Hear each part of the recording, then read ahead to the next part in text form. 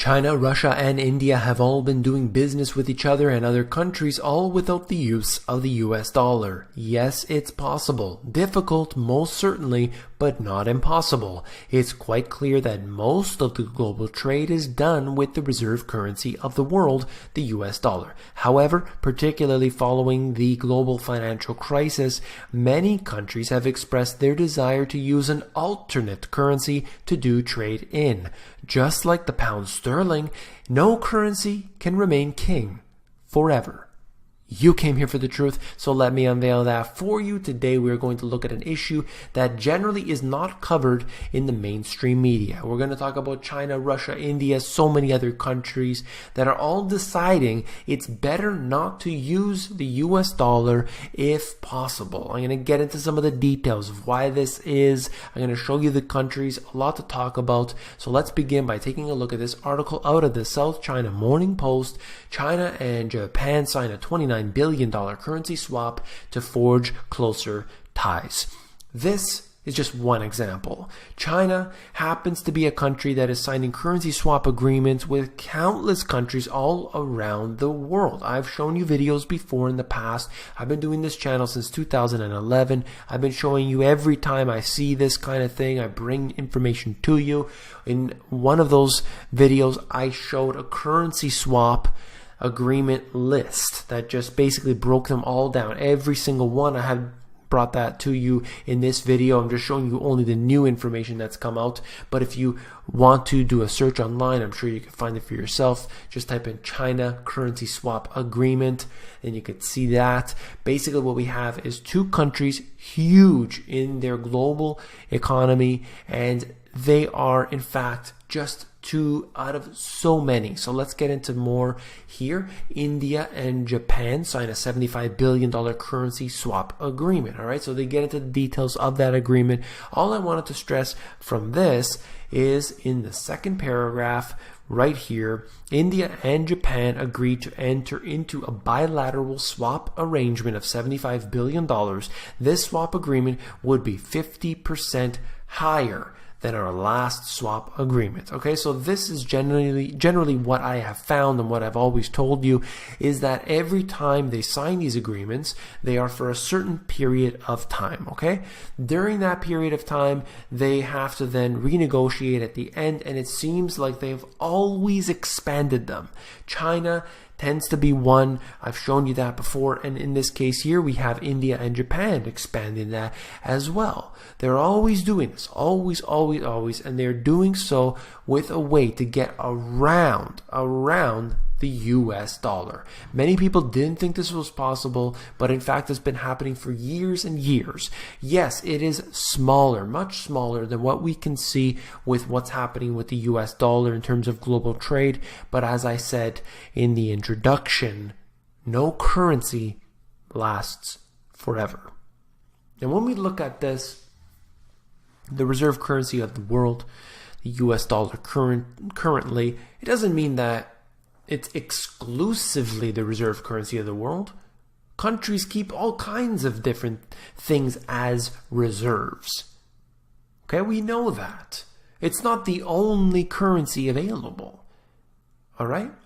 Business has been done with all kinds of currencies and will continue into the future, but I do see a diversification of the assets held by these different governments. Now, I know that a lot of people that watch this channel regularly know this, but if you would just give me 1 minute to explain what the reserve currency is, basically what we have here are these different countries out there. They need to do business. China and Russia, let's say. Now, China wants to buy oil from Russia. What do? Do they get their currency, they give it to Russia, and then they get their oil? That would make sense, right? But that's not the way it works. In fact, China has to take their own currency, exchange it for the US currency, US dollar, and then give those US dollars to Russia for their oil. And Russia then gives China the oil. And it seems like there's an extra unnecessary step in the middle there. And there was a period of time in which this made sense because you had a very stable currency in the middle there. And that would be a great way to do business because you knew that was going to have value. You kept it in your reserves. You could do trade with other countries. It made sense. But today you have these currencies that are much weaker than the US dollar. So if you have to buy US dollars, you're going to be losing out on the trade. Doesn't seem so good. At the same time, you have the US that is in control of all of the different systems, the financial systems, the transaction systems.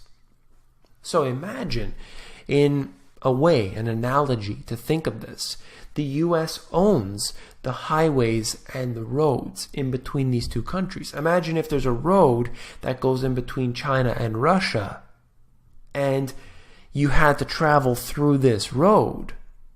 You had to pay a toll.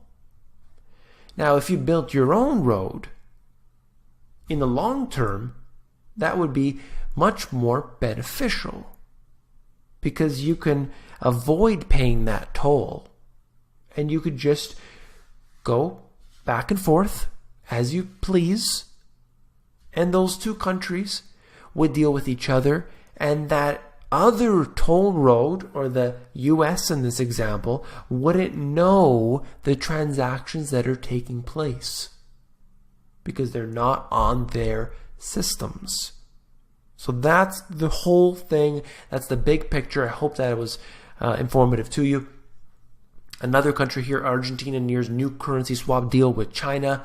All right, this was from a little while back, I believe from September 30th, so 1 month ago. And you're looking at this right now being so, a country like Argentina, their currency has suffered dramatically. They want to be doing business with China in their own currencies. They don't want to do it in the US dollar. It's so weak versus the US dollar, all right? Nigeria and China signed a $2.4 billion currency swap to lift trade. And if you look at the highlighted portion, Nigeria says the deal will reduce the need to use US dollars for trading. They make it very clear. We want to do business with China in their currency because we don't want to use the US dollar. It's not because of some wild event out there. They're making it clear. And it's billions of dollars worth. It's not a small sum. Yes, as I said multiple times, and I know there's going to be 15 comments down below telling me why I'm wrong, telling me that these currencies mean nothing, but you're just truly ignoring reality.